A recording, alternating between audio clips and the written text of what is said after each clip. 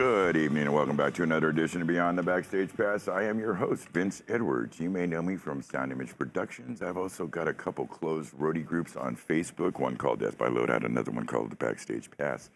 Come check us out. This week, where I would normally turn and say my co-host Kyle, well, he's not here. Luckily, he's out doing some work with the great, let me change glasses here so I can actually read and see.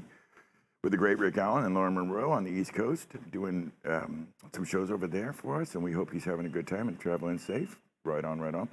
I want to thank Brad Divins last week. He came on, just a treat. What a hell of a guy, a real mensch, an incredibly accomplished mix engineer, and a sweetheart of a man. I thank him so much for coming on. It was great.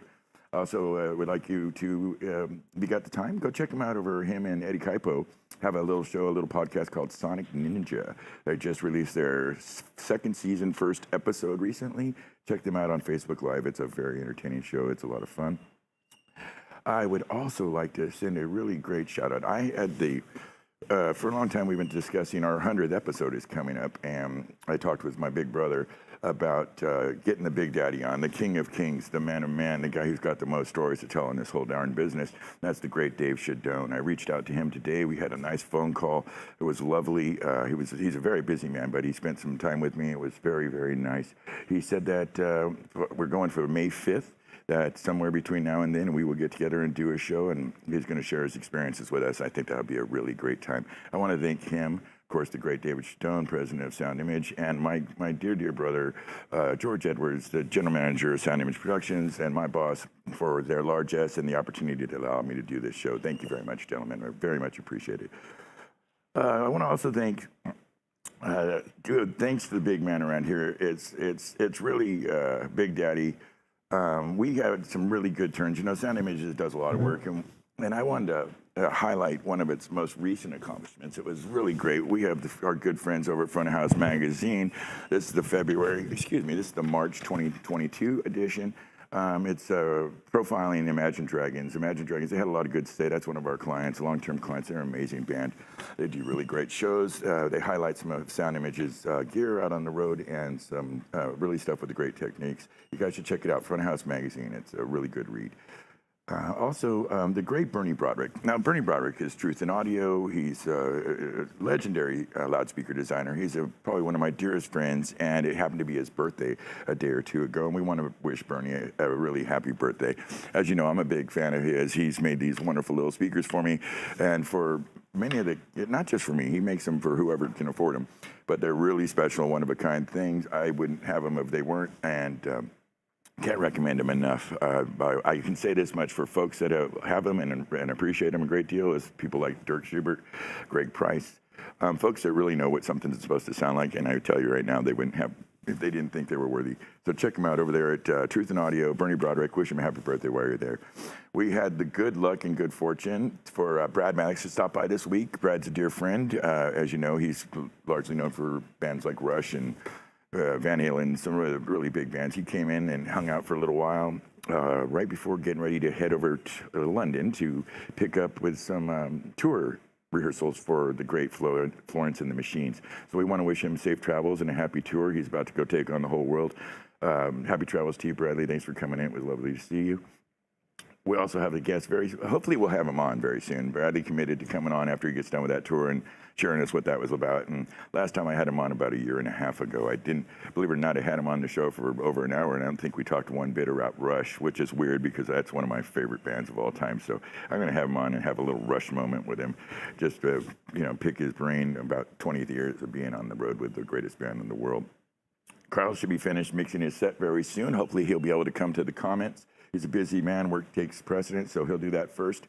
But hopefully you guys will see him in the comments, so send your comments in, and he will be there to hopefully answer them. I wanted to also, one last thing, send a little love out to Charlie Zaricki. Charlie has handed these pocket references out to many of us. Literally, I don't even know the number, but I personally sent me enough that I gave them out to at least 25 of you.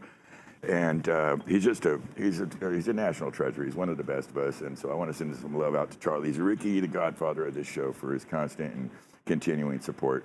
He's a real true legend, and I just love the guy. So thank you, Charlie. I hope you're having a good night over there in Michigan. This evening, let's get right to it. We've just got a big show. it's I don't, I've mentioned before, maybe 2 or 3 times. It's not often because I can really throw a quick intro together. But sometimes the guys that come on my show, like my guest tonight, is just has such a rich and deep career path and have done so many things. There's so much that I won't be able to touch on tonight. But I mean, I'll just give you a hint. This is a guy that is equally comfortable in technical director position, front of house position, production manager, tour manager. Often takes them both on at a time. Not uncommon to be front of house guy, tour guy.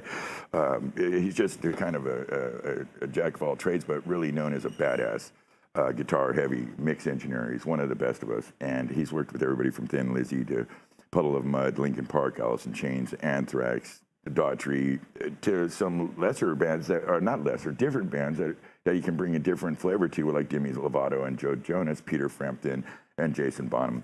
Currently, he's out front of house engineer and production manager for Fall Out Boy. Let's get him on here and talk about it. He's going to hopefully share some stories with us. It is the one and only Chad Olech Jr. How are you, sir? Good, man. How you guys doing? Oh, we are busy, which is a great thing. So we're doing pretty good. How about yourself? I mean, not as busy as I'd like to be, but busy enough. We got some tours coming up. I got a bunch of stuff to prep for, so yeah. I'm staying busy enough. Good. Well, we'll hope to see you out there very soon. I mentioned that I think we'll go past this. We already did this. One thing I wanted to talk on. Now, when I put up that you were coming on the show, I mentioned it to you just a little bit earlier. That you're widely known, and many people play around about it a little bit in the advertisement for this show about your contribution to Facebook. You have a rapier wit and some wicked access to some meme generator that I don't know where you get all these memes. But tell me about your just let me touch it. Just indulge me for a second. Where do you get the inspiration for the memes you put up on Facebook? You make a lot of people smile. I think you make a few people think. Tell me about that.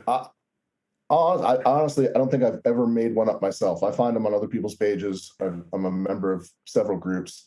I'm not smart enough or funny enough to come up with half of this stuff.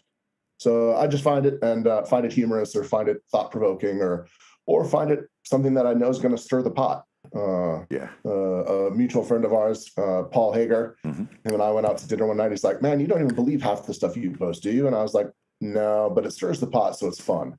Yeah, so, I get that. I'll do that with some of the technical stuff I'll put up on the Beyond the Patch Patch. Some line array that's numbered, but the numbering is out of line, and so like the OCD folks will come out and start losing their mind. Just little things that goat folks just to have a little fun for a minute. Try not to be too. Yeah, exactly. But I'm going to dig around mostly in the last 20 years of your career, which is kind of ridiculous. It's kind of amazing. I mean, you just kept yourself extraordinarily busy with many of the bands I mentioned before. Do you feel like you cut your teeth in I want to call it like the 1998 to 2005 teeth with bands like Power Mad 5000, The Used, Mudvayne, Nonpoint, Orange 9mm, and POD? Yeah. I mean, I kind of came up in that metal/new metal era of stuff, and I was very fortunate. Orange 9mm was the first band I worked for. They gave me my big break, if you will. I ran into them at a club show in the Worcester area, and they were having a hell of a hard time. And I gave a little bit of a hand, and they offered me a tour the next day, and I was headed down to New York on a Greyhound about 5-6 days after that show. No kidding.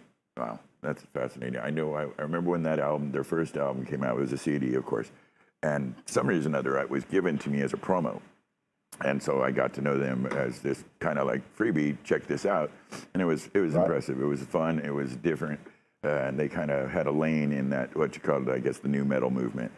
So they were kind of New York hardcore almost. Or maybe post hardcore. I have so many troubles trying to know what genre is what. Right.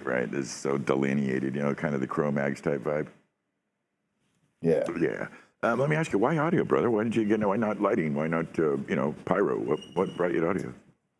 Oh man, I can make a lot of bad jokes right now, but I'll avoid all of them.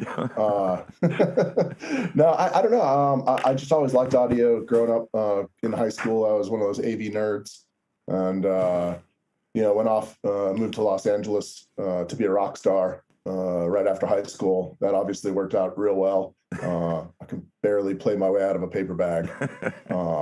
but I gave it a shot. But I ended up going to school out there at a now defunct college called the University of Anthrax, and started doing studio stuff. And I thought my path was going to be studio. I moved back home after that, and didn't really know what to do, so started working local clubs. Did it for a lot of years. Did it for, I guess, I was a club guy for what, 12 years, I guess, before I started touring. Wow. So you really knew your chops by the time you hit the road. Yeah, I mean, sort of. It's one of those, you get two JBLs on a stick and a Mackie console, and sick of it all playing, so try and make it sound good. Well, so it sounds like your club career was a little limiting. You're smacking, but somehow you made it into the big time. I mean, not kidding now. And is it just tenacity and hard work, and clearly have a good ear? I've heard your mix. You bring it.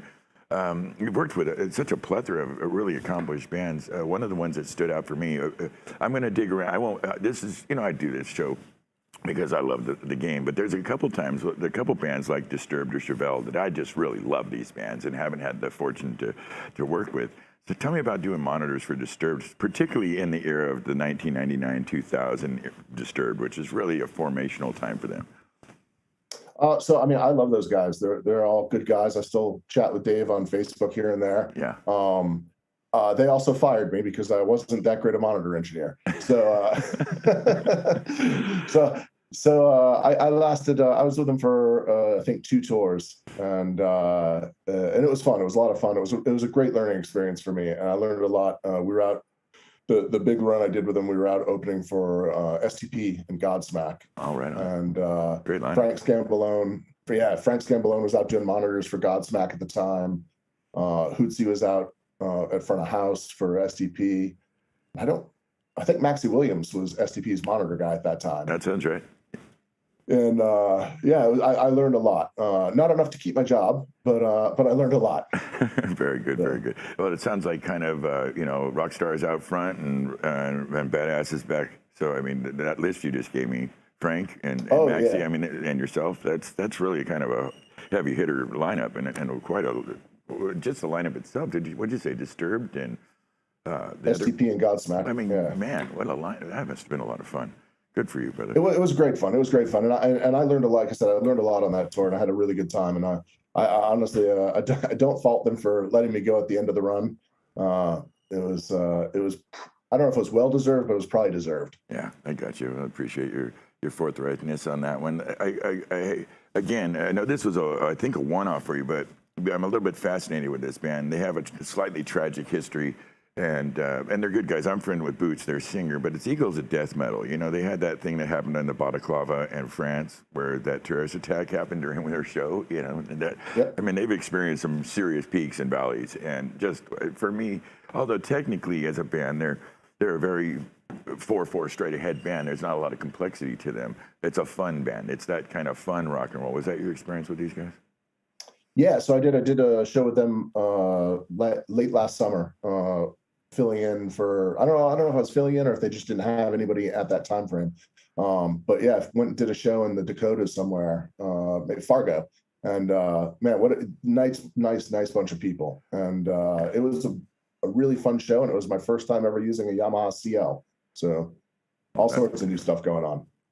I think we should mention. They are a lot of. I don't want to use the term fun over and over. It seems like I'm running out of. But that band, that's what they are about. They're about bringing the fun, the funky. They kind of got a party vibe to them. And Eagles of Death Metal are really just an offshoot of Queens of the Stone Age. And and Boots, their singer, Boots Electric, is he's a handful. He is a treat. He's a very fun guy. It was really sad to see what they experienced in France because that damn near broke him. And that experience was freaking awful. Oh, I can't even imagine. I mean, I know another artist I used to work for, the Deftones, were in Paris the night of the shooting, and a couple of them were actually at the show and had left early, thankfully for them. You bet. But yeah, it was I can't even fathom. Like I've done Bataclan a few times, and I don't know. That's a show that will live in crazy history thing. and infamy. You know, it's kind of almost like a Pearl Harbor for rock and roll. It's just just friggin' awful.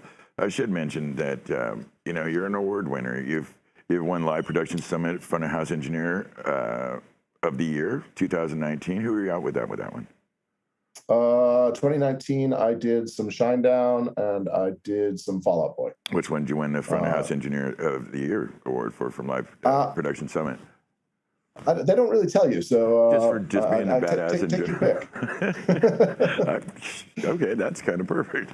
All right. Well, does that go the same? Because in 2018 you won the same, a similar award with Top Link, Top Dog Front of House Engineer of the Year in 2018. Was that for the whole year, or was that for specifically for a band or a tour? I mean, I guess it was for the whole year, but in 2018 the only artist I worked for was Fall Out Boy.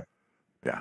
And you were killing it. Was that the Weezer run? Was that the Fall Out Boy Weezer or? No, Fall Out Boy Weezer was just this past summer. It was Fall Out Boy Green Day Weezer. We did a co-headline run with Green Day over the summer and did a bunch of baseball stadiums, which was it was a lot of fun. We had a great time out there. We did a thing with them for 21st Century Breakdown, and Green Day really could bring a big show. I mean, they've got a catalog that's insane. What was it like going out? How do you work out the co-headlining with a band like Fall Out Boy and Green Day? How is that sorted out? I mean, that's most of it's done with the management. On our level, we all just got together and agreed that we're out here just to have a good time, have fun, support each other. Yeah. One of the cool things was it was decided, by people above our pay grade before we got out there that everybody was going to get their full show. Like there was no restriction on stage, lighting, PA, video. Each artist could do whatever they felt like doing. So it ended up being a lot of fun. And I was fortunate enough that, I knew of, probably knew 60% of the Green Day crew going into it. And they're all great people. And, as much as it's a co-headlining tour, Green Day closed every show. So it's, that kind of checks out. Yeah, in all essence, it's kind of their show. Yeah, well, I mean, Green Day, again, the catalog. I think they could do a 2-hour show and every damn song. It's pretty pretty impressive feat on their part. Yeah. And they have one of the best engineers on the planet out Kevin's there. extraordinary. I'm reaching out and trying to get him, free him up for. But what's cool is he's been doing that with them on 25 years. I mean, maybe. I'm not sure. A really long time. I know that. I would think that he probably knows what Billy's about to do probably before Billy does at this point. Fair chance. There's something that's to be said for a crew like that. That's that thick and that deep, and they really can. Green Day is one of the best live shows there is out there. They really have fun. In 2006 and again in 2009, you were front of house for Alice in Chains. So this is the newer incarnation of Alice in Chains. Yeah, and actually, I only mixed front of house in 2006. 2009, I was just production managing. Just production. Tom Abraham was Tom Abraham was out in 2009 mixing. I had left after the 2006 run, and by the time I got back, Tom had taken over, and Tom killed it. So there's nothing I could do. he was already doing it. Yeah, no, he's an extraordinary engineer on his own right. That's for damn sure. Yeah. But yeah, man, that artist, Alice in Chains, some monster players. Jerry Cantrell has one of the best guitar tones that I've worked with, and they're just genuinely super nice guys. Mike Inez, the bass player, may be the nicest guy in rock and roll. Yeah. Well, I always thought too, Jerry Cantrell as a songwriter above reproach. He's extraordinary, and like you mentioned, he's an exceptional guitarist with a great tone. But he's also got a pretty great voice. I was always surprised what him and Lane would do. There was times when it would be hard to distinguish between their voices. They were so similar. But Jerry Cantrell is an exceptional singer, and I don't know that he gets a lot of credit for that. But really great voice. No, he doesn't. And he doesn't. And he should, because I know when I got there, I never realized I was an Alice in Chains fan, of course. The Dirt and Facelift and everything. Yeah. And I was shocked at how much of the singing was Jerry. That's right. I was just amazed. I thought it was all Lane, growing up, but I guess I was already kind of old when that came out, but I get your point, though. I think many people did. I don't think you were alone in that presumption. And it turns out that he's sharing 40%, 40% of the vocal duties. And it's somewhat seamless when it's going right. And it's so good. Yeah. So always kind of fascinated by that aspect of his game. Let alone the fact that he's just a monster writer and an incredible guitarist. And he really is. To me, Alice in Chains is Jerry Cantrell. You know, that's really his project. And he's kind of the boss of that, at least from my experience with it. Yeah, between him and Sean Kinney. Between him and Sean Kinney, it's pretty much it. Yeah, that's right. Yeah, no, it's a hell of a team over there, and they really bring the big show. You know, there's a band that I want to say the '90s. I was loosely affiliated with the White Pony tour with the Deftones. Really unique band. I don't know how to explain the Deftones. The Deftones feel like they bring a little bit of the Tool energy and a little bit of the. I mean, they're just really, as a technically proficient band, they really bring it hard. I think you did about 4 years with them being front of house and TM. Did you find any challenges? What was that like for you? Did you enjoy that? I did enjoy it. They're great guys. I still talk to them moderately regularly. They are one of the most fun bands to mix. I mean, I feel a little guilty when people tell me it sounds good because it really kind of almost mixes itself. The tones that I'm given are already great. You know, they hire pretty much the best backline guys they can. So the gear's always in perfect tune and top-notch shape. Yeah. And the guys themselves are fun to work with 99% of the time. Yeah, I think those are high average. Those are good numbers. Yeah, every now and then you get a wobbler, but you know, for the most part, it was a lot of fun, and we did a lot of runs around the world. And doing the TM thing on that as well as the front of house was challenging. But they have a great band assistant, Juan, who's taken care of them for years. So he took a lot of the pressure off, which allowed me to kind of do both moderately effectively. Well, again, I mentioned, and I'll say, go ahead. Oh, God.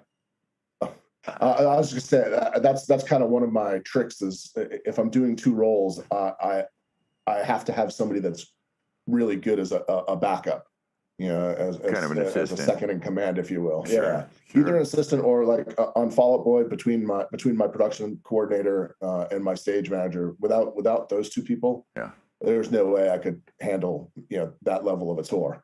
And Fallout, you're dealing with the production management and the front of house work. Do you have a preference? I mentioned you also do the tour managing slot oftentimes. Do you have a preference of the three different distinctions? Well, I try not to tour manage unless I have to. Okay. That's one of the. If you see me tour managing, it's literally I want to pay some bills and tired of sitting around. Production management I like a lot, but really front of house. And I came to the conclusion over this last 2 years of a break that I probably won't tour much at all. If I'm not mixing, I won't go out and take just production management gigs very often anymore. It'd have to be a special circumstance or an artist that I either worked with before or really want to work with. Is it my misimpression or misunderstanding that oftentimes certain rock bands on the way up will try to get double duty out of their engineer? Of course, yeah. Is it just a cost saving attempt at cost savings, or just what's the thinking with that?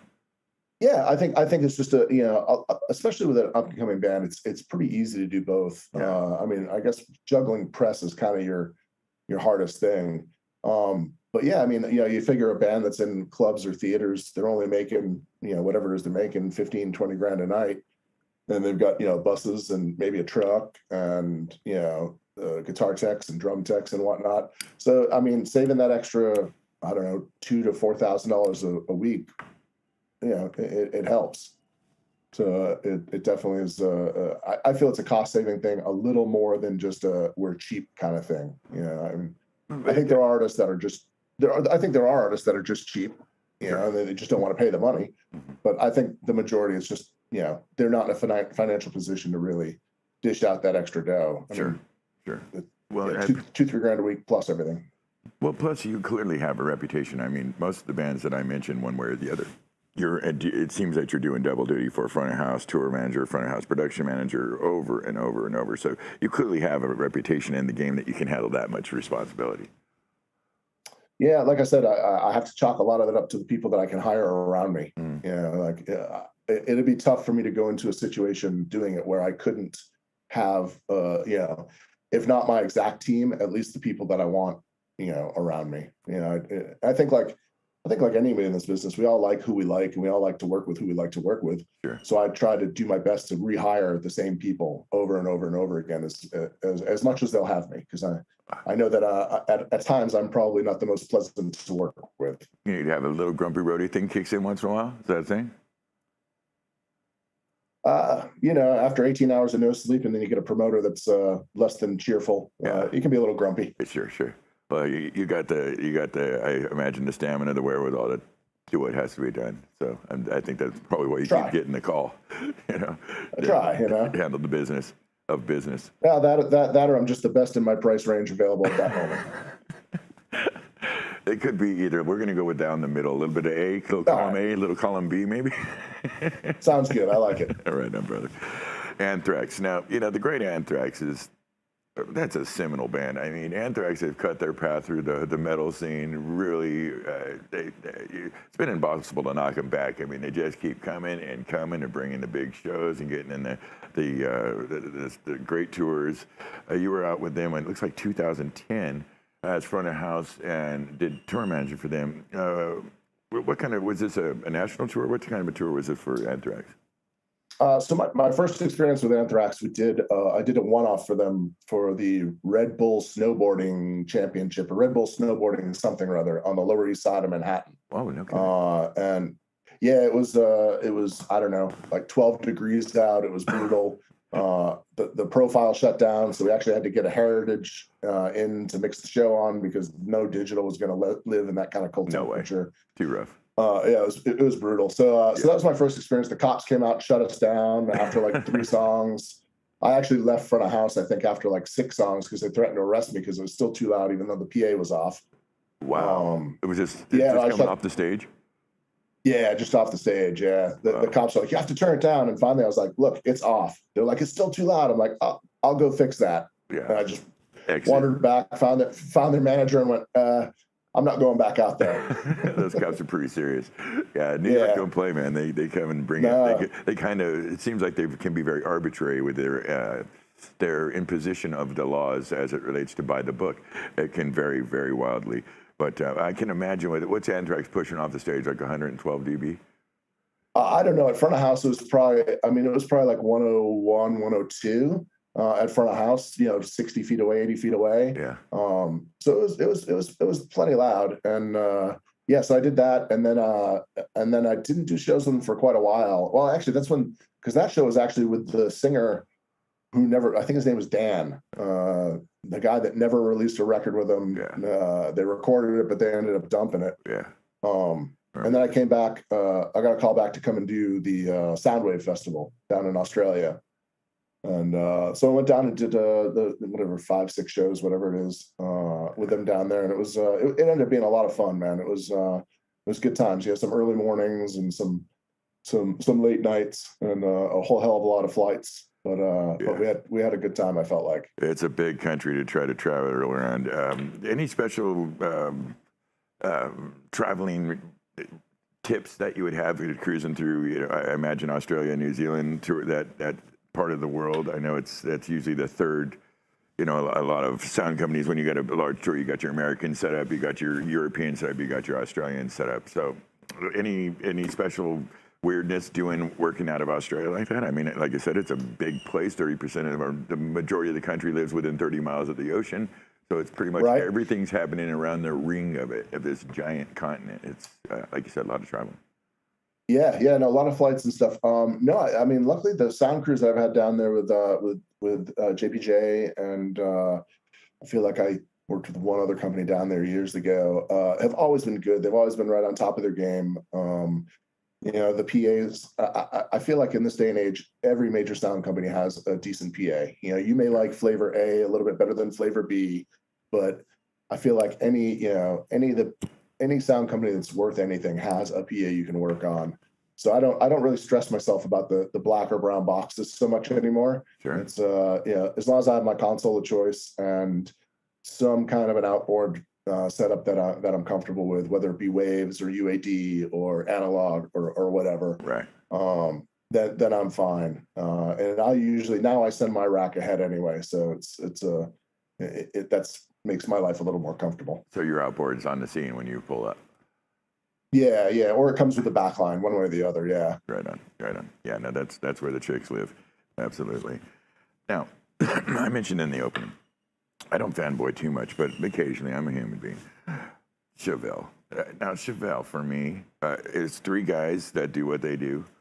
Three guys. The guitar, you mentioned guitar, good guitar tune. I've always been fascinated by their singer guitarist. I mean, that guy, I don't know what experience you had with him. I hope it was good, but my God, Chevelle, or for me, for who they are and what they do, and I can't find a lane for them either. You know, they're just Chevelle. They don't really operate. They're not the new metal. They're not the alternative. They're just Chevelle. They just bring it. They do their thing. They turn out a record every year. Like, I mean, they're extraordinary. What was your experience like being out with Chevelle? I mean, I know I'm starting to sound a bit like a broken record, but it was it was a lot of fun, man. Pete has a great tone. He's a great singer. You know what they do. They do it nearly flawlessly, and they're you know they're and this may sound a little, I don't know, overblown, but they're pretty genius at business. You know, at the business side of it. That's cool.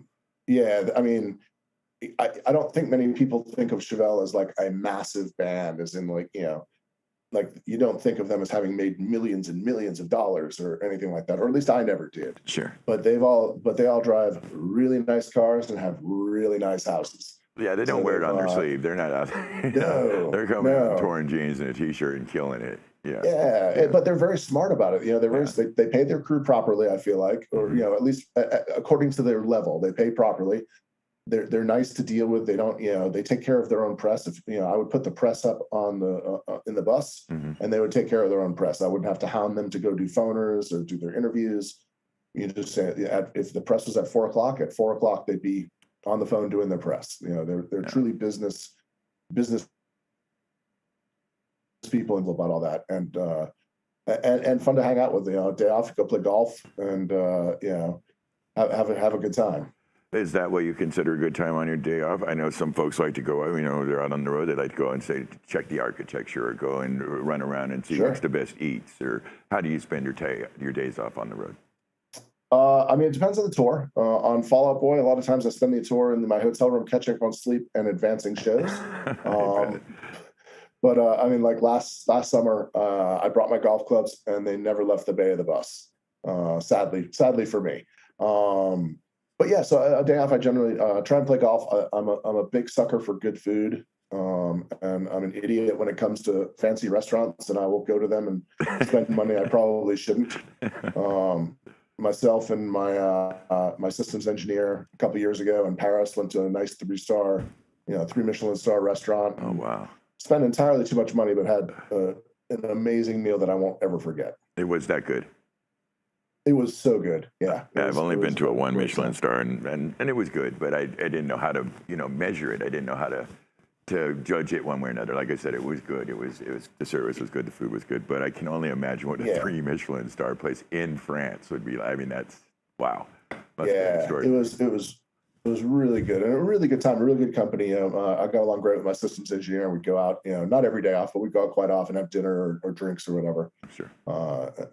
And that's, I mean, for me, that's half of touring for me is, I want to have fun with it. You know, I don't want it to be, you know, it is a job and it is a career, and we do have to take it seriously. But in the downtime, you know, I want to enjoy myself. If I can't enjoy myself, I don't want to be there. Sure. Does this influence how you choose a job? I mean, you know, do you weigh, well, if it's going to be a band I can enjoy, there's something I could bring to it. What's the math that brings you to a project? It used to be just money. You know, for years and years, it was, oh, you're offering me a job? Cool. I'm free. I'll take the job. Yeah. But over the last several years, it's more, you know, will I enjoy the music is kind of a rough one, because half the time I may not enjoy it till I get there. And I've worked for, I bet 20% of the artists on my resume, I didn't enjoy their music until I worked for them. And I was like, but once I worked for them, I was like, oh, You kind of Wow, get that's it, right? It kind of sets yeah, in by the third or fourth show. You start knowing where the licks are, and you start appreciating yeah. the players. I don't think that's uncommon. I think that's a very, very normal Yeah, thing. I mean, one of the artists on my resume, and I won't name which one it is, but I didn't like him at all, really, musically. And then I went to work for him, and now they're easily one of my favorite bands. No kidding. Really change it out. Yeah, Yeah. yeah. It was just one of those things. I think I just didn't get it. Like Sure. it's one of those things that didn't click. I fully, I have firsthand experience with this kind of process that you're talking about, and it is a process, and sometimes it just takes familiarity and it being in front of you, and you getting to put your little flavor on it too, and to see what's really happening. Yeah. Well, this brings me to the question about acts like Demi Lovato or Joe Jonas, who from the bands that we've been discussing are very different musically. And I wonder if do you have to change your approach? You've got a large resume that talks about the heavy guitar heavy bands, but kind of deep, crunchy guys. And a lot of engineers, Greg Price is pretty much known universally as the big guitar, mixer. Do you have to change your process? Do you have to change your approach when you mix somebody like Joe Jonas live? A little bit, but not much really. With Joe, it was a little tougher, only in the sense that there's not a lot of guitar, period. It's not like I could even push it because it's really just not there for the most part. It's mostly keyboards and stuff like that. But with that, for me, like, I don't think there's any artist I've ever worked with that I haven't been able to find something to latch onto. And with Joe, I mean, Joe's an incredible performer and an incredible singer. Yeah. Very but he had Tony Royster Jr. playing drums. Wow. And Tony is, in my opinion, arguably one of the best drummers alive. He's very talented. Yeah, he's out with Katy Perry now, and I was fortunate enough to see him about 2 weeks ago, a week and a half ago in Vegas. And man, that guy's a monster. And that made it a lot of fun at first, because at first, I mean, I'm not a sucker for pop music so much. Like I can enjoy it and appreciate it for what it is. There's some stuff that I'm like, oh, that, whatever that song is a great song. Sure.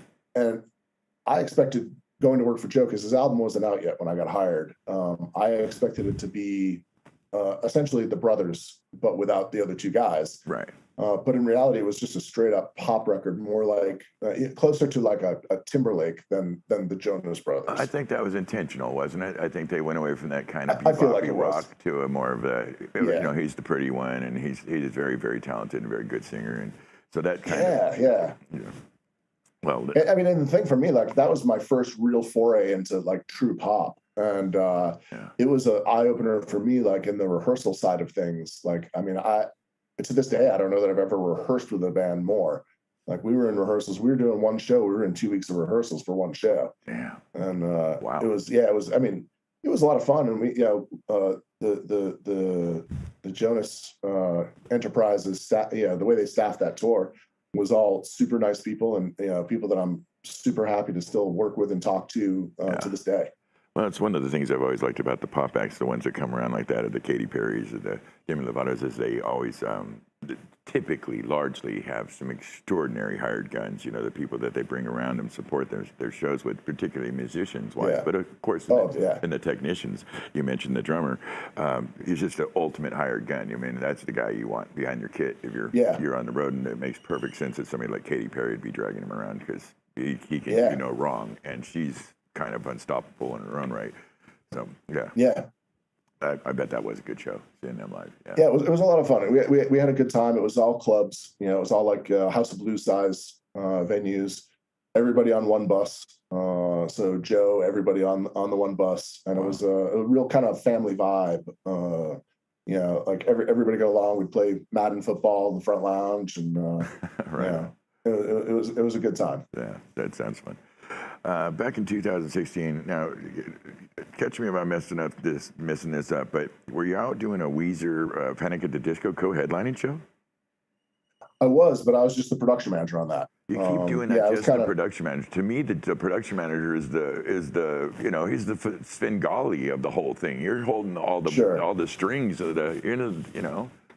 What do you mean? Well, when I say it, I mean more like I wasn't doing two jobs. I just had the one. Okay, I got you. But I mean, that's a pretty sizable show, though. I imagine Weezer and Panic at the Disco out co-headlining. It was pretty. Yeah, it was pretty good for that show. I don't remember how many trucks. I want to say it was 12 or 14 trucks. So it wasn't as big as it could have been, but it was good size. That was more. I was kind of brought in. Both of those bands are managed by the same management company. Sure. So I was kind of brought in to be, I don't know, the referee, for lack of a better term. That sounds right. Yeah. On a co-headlining tour, sometimes one team or the other can think that they're the boss, and that was truly a 50-50 co-headlining tour where everybody was supposed to be 100% equal, and nobody was supposed to get one thing that the other didn't. So myself and my stage manager and my production coordinator came in and just tried to keep things fun, easy going, and kind of on the straight and narrow without causing too many waves for either team. Well, that's probably half the job, I imagine, is, getting the recipe right and getting everybody happy at the end of the day. Everybody gets their needs met. I imagine that's a win for you at the end of the night. Yeah, and they all had their own team. They all had, everybody had their own stage manager, their own production manager, their own tour manager. Yeah. So my day was just I would advance the show and then liaise with the two teams, management teams, and just make sure everybody was, everybody played nice and nobody felt slighted. The job was to make sure everybody was happy. Well, I imagine you in the mix, right down the middle of that, you keep the piece pretty good. I'm not sure I'd want to come and ruffle your feathers with some stupid shit. I mean, I feel like it went pretty well. I still talk to all the players, all the management guys that were out there pretty regularly, and none of them seemed to hate me. So I guess I did all right, not pissing either team off. That's a good measure of probably that you did good. there's still communication. The bridges haven't been burned, so it sounds like you probably. And it's the same. It's the same management company as Fall Out Boy, and so it's one of those, like, if I'd really pissed people off, I might not have my current job either. Yeah, well, I feel like I buried the lead a little bit. I mentioned in the intro that you're currently with Fall Out Boy. Fall Out Boy is no small thing. They're a huge concern. I know you've been doing this since 2013, so that's going on almost 10 years now. That's quite a long. Nine coming up on 10. Yeah. Have you watched? Yeah. Go ahead. Have you seen an evolution in their development as Fall Out Boy 2013 to the last thing you just did with Green Day? Is there stuff that you've done with your mix? Oh yeah, I mean, my mix is I wouldn't say it's 180 degrees, but it's it's fairly different from when I started. It's funny, I was told the first or second day of rehearsal that I was hired because I had done Deftones and I'd done Joe Jonas and Robin Thicke. So they said those two bands are the really. I mean, that's night and day. Right? They said because you did night and you did day, we'd like you to be with us. That's what I just heard. Yeah, pretty much. So I guess what I took out of that was I'm a rock guy that's done pop. So and they're kind of a pop punk, or I think that's what they're called. Yeah, rock band. Yeah. So again, the genre thing. It depends on which guy you ask, I guess. But sure. They're essentially a rock guy. They're essentially a rock band that dabbles in pop. So they they felt like it would be a good match, and I was just hired. I was just hired as front of house on that. I wasn't the production manager when I got hired. Rocco Reedy was out there as production manager for that first tour, and it was a lot of fun. But the mix itself has changed fairly dramatically since I started. It started more, I don't know, more leaning on the pop side of things, I would say a little bit. Okay. And now it's a little more. I feel like, and I guess other people would judge better than I could, but it feels more full and a little more guitar forward compared to what it was then.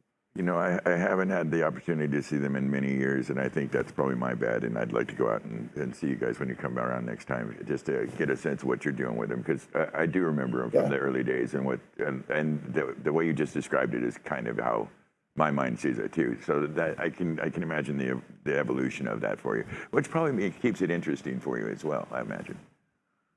Yeah, man. And, I mean, their records, I've been with them for 3 records now, and each one is slightly different from the next, as one would hope, an artist develops and changes over time. Sure. But the big thing with them is, I don't know if it's the big thing, the big thing for me with them, because I'm on their, the live team, is the production side of that show is it can be very massive. They're an artist that loves the gags. Well, loves the pyro, and they've embraced the big stage show. There's no two ways about that. yeah, and it's fun and challenging to always come up with something bigger and better, and still be able to pull it off in a fairly budget friendly way. As much as you can for something like that. Well, what do they say? It's got a pencil, right? Yeah. It's got to make sense on paper. Well, Exactly. Not necessarily in a style, a divergent style, but in something that I imagine is dramatically different in form and function from, the last 9 years with the Fall Out Boy. It was doing front of house for a band like Flogging Molly in 2009. That's a fun band. They come and they bring it, they lay it all on the stage. What's it like being front of house for those guys? Man, that's a challenge.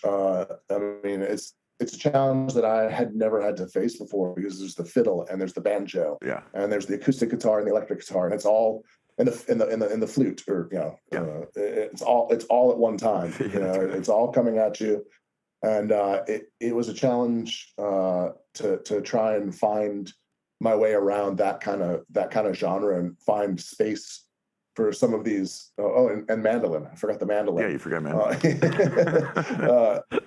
Try and find space for all of these instruments that are somewhat tonally similar. That's a good point. Yeah, I could see that being a challenge. But it was a pretty fun tour. It was a challenging tour in that respect, and it was a challenging tour as in it was a one bus tour, and there were a lot of us on the one bus. Oh yeah, I can imagine you were jammed in there like sardines. Yeah, it was a 12 bunk bus with 14 people on it. Stinky feet tour. Yeah, but they are all nice guys, and I growing up in the 80s, I was a fan of Dave's original band, Fastway. Yeah. So wow, it was fun. That's cool. Yeah. So it was funny because he doesn't really talk about Fastway very much. I think he left it behind. He just moved forward into his next thing. It's kind of an artist approach. Of course. Stuff, Yeah. Of course. Yeah. But one night I kind of cornered him, and he had a couple drinks, and I was like, so you got to tell me Fastway, and he talked to me for about a half hour, 45 minutes about it. It was a lot of fun.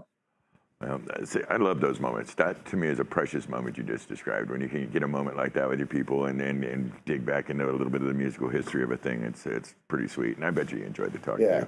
You Oh, it's great, yeah. You did Surgical Strike, for people that don't know. I think you did that for about 4 years. That's Surge, the great Surge from System of a Down.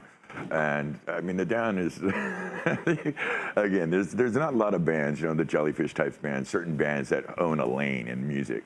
But I really feel like System of a Down is one of those bands. Their sound is specific, and really, it's just, I don't even know. It's just protest, revolution rock. But man, as it relates to a band, what they did when they Hypnotize in one of their more recent efforts, Hypnotize and Mesmerize, was this thing where they're sharing vocals between the guitarist and the singer, between Serge and his guitarist. Yeah. Extraordinary. That was just have somebody come out and drop 24 songs on you just out of nowhere, and it'd be almost to the song, extraordinary, listenable, and really complicated, complex structures. They don't bring it light. What was your experience with the great Serge from the System of a Down? Serge is a lot like Mike Inez, just a sweetheart, super nice guy. I learned a lot from him in kind of the production side of things, and how he wants to hear things and how he wants things done. Yeah. A pleasure to work with. He had a killer band with him, a bunch of dudes. I think they were all LA dudes. But yeah, we started out, it was all Europe and Australia and New Zealand. We didn't do anything in the US. The one US tour we were supposed to do got canceled for some reason, and I don't know why. I don't know if, I'm not sure. I don't know. I can't remember if someone got sick or what the deal was. Right. But yeah, it was 2 or 3 tours of Europe, and 1 or maybe 2 tours in Australia and New Zealand. And it was not major clubs. I'm sorry, not major venues, just large clubs, theaters, sure. That sort of thing. A lot of festival dates in Europe. It was my first experience mixing anything that had to do with an orchestra, because we had at the show in the Netherlands, we had, I don't know if it was can't remember which orchestra it was. Must have been the Netherlands Orchestra or whatever. Philharmonic or something. Came out and did the show with us, the whole orchestra. Wow. So it was my first experience dealing with that. Luckily, I didn't have to mix the orchestra side, or maybe unluckily, I don't really know. But they had their own engineer who just sent me stems. So it was, but that was a lot of fun, and a crazy new experience. And we had, for that whole tour, we did have a 6-piece string section, a local 6-piece string section every day. Wow. That would come out, and Erwin, the keyboard player, was the musical director on that, and he would sit with the guys for 2 or 3 hours running over the songs, and just coming up with arrangements and so on. Yeah, get up there and slap a couple DPAs on it, and off to the races. Do my best to mix six different players every night. Well, it sounds a little bit like a challenge, but that's kind of Serge's deal. He doesn't bring it light, there's a certain complexity to his game, and I can imagine that's what Surgical Strike was. I never was lucky enough to get to see that, so if it ever occurs again, I'm going to do my best to get out there. You have this one artist. He's kind of a legend in the game. Certainly his father was. There's no two ways about that. He did a thing some years back that was just breathtaking. It was at the Kennedy Center. It was to induct David Letterman and Led Zeppelin. He did it with Heart. It was a rendition with the Harlem Boys Choir with Jason Bonham behind the kit doing Stairway to Heaven. It was probably one that I'm getting like the flesh right now. The bumps on your arm, just remembering that. It's something that I have to every so often get into YouTube and drag back out just to revisit it and feel it. Jason Bonham, John Bonham had such a unique time signature, and he was such the way he would hit his drums, he was just such a powerful player. His son seems to be a DNA thing. How was it being out with Jason Bonham, TNM? So apparently you weren't mixing him. You were just keeping care of his business? Yeah, just tour managing. And he's a pleasure to work with. And I wish I had got to mix him. It would have been a lot of fun. I bet, But yeah, he's one of those guys. He's not really into the whole, like, 2 people for 1 job kind of, or sorry, 1 person for 2 jobs kind of thing. He's easy enough to deal with, but I could see why he wants to have somebody available when he wants somebody. Sure. Well, he's coming from royalty. Nice guy. Really? Yeah, but doesn't really doesn't come off that way. Doesn't play that card. No, not really. No, he's a humble-ish guy, friendly, easy to get along with. He jokes a lot, he likes his cars, he likes his boats. And, he's, as long as his hotel is half decent and the day goes the way it's supposed to go, you're not going to hear a peep. He's genuinely really easy to work with. Excuse me, I'm smoking way too much these days. Well, yeah, that'll happen. Yeah, I love what he's doing with the Circle and Sammy and the boys and Michael. Yeah, that is a lot. I just saw the Circle. I saw the Circle again when I was in Vegas for Super Bowl weekend, and the Circle was playing, so I got to check them out at the Stratosphere when they were there, and but that was a fun show. I wish I had gone the second night, not the first night, because the second night they broke out some Roth era Van Halen, which they never do. No, I didn't even know they touched that. That's interesting to me. Really? Yeah, they broke out. What did they do? I think they did "Running with the Devil" and really, with Sammy singing something else. Wow. No. Michael sang it. Okay, that actually checks out a little better. I can imagine the feathers are less ruffled in the aftermath of something like that. It's Sammy's thing, so he must have okayed it. Unless he got with Dave somehow. Dave can be very precious about his stuff, and "Running with the Devil" is a signature song for David Lee Roth Van Halen. I mean, that is about as signature as it gets. That is really a milestone in music making. If you remember when that album came out, what was that, 78, 79, 78? I didn't get into it till a little bit later. I would have been 8 or 9 when that came out. So I don't think I really got into 78, 79. I was just getting into Kiss. Kiss were a big deal back then, that's for sure. So so actually probably 77, 78, it was just getting into Kiss. Yeah. And I mean, the first cassette I ever bought was Ozzy Blizzard of Oz. So I 81-ish? 81? Yeah, I think it's 81. Yeah, 80 or 81. Yeah. And you said it was cassette. You bought a cassette. Yes. Yeah. It's just that. I was in the Well, album. the first album I ever got was Kiss Alive 2, the first rock album, Yeah. non-Child's album. What a sick album. That is a sick album. I think we have agreed that probably there's a lot of, I'm not sure that it's as alive as a live albums normally would be. There's a lot of overdub crowd noise in that. That's the rumor. But man, it's for fooling you into believing it's live. You know, you wanted the best you got. That is one of those ones you just don't get to forget. It's the hottest band in the world at that time. That was definitely Kiss. There's no doubt about it. Oh, absolutely. But I think, you know, because they owned that lane. They had that big theatrical rock and roll bigness. You know, Kiss Army, the whole nine, the Destroyer, all of it. But man, I remember very distinctly in the large, we were down in LA at the time. My brother brought that home, and I remember putting on the Kink cover, and just being, I'm like 10 or 11, you know. I'm not a older kid, but we were definitely all up in the Kiss. I think I got to start asking people that question. That first album you bought, because I think mine was given to me was probably, I think my first I bought was the Cars album, 1978. And really quickly jumped over to like the Germs from the punk rock world. It was like 1980, and kind of stayed in that lane for a little while. It was kind of very narrow lane, you know. The punk rock scene was very, you kind of where you were in or you weren't, and it just kind of worked that way. Right. But those are seminal albums, and that Blizzard of Oz album was ridiculous. I mean, probably one of the best things Sharon Osbourne ever did for Ozzy was to get his head out of his ass and get him to play some incredible stuff. Yeah, that was a lot of fun. Yeah, and I mean, along with others, there's no two ways about that. I got to ask you, what's next for you, brother? So I'm still with Fall Out Boy. I'm off most of April.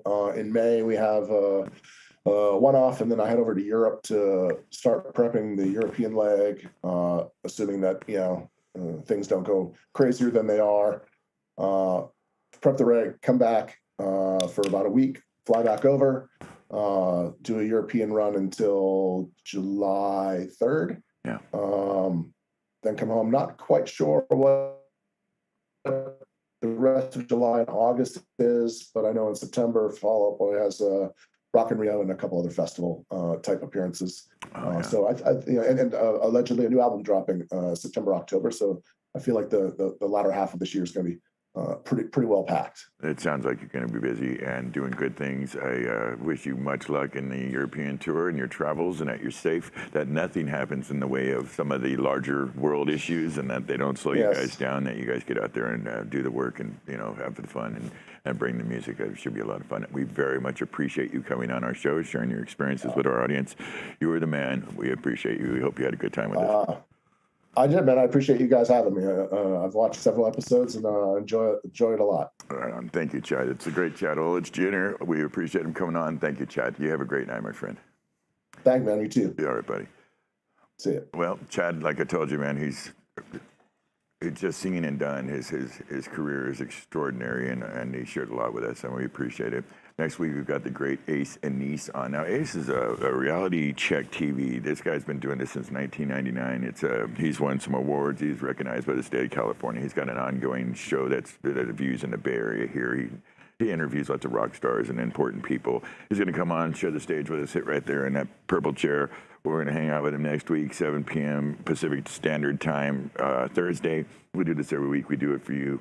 We hope you appreciate it, and we appreciate you tuning in and spending an hour with us. We hope you have a great week, and until next Thursday, behave and be well. Good night.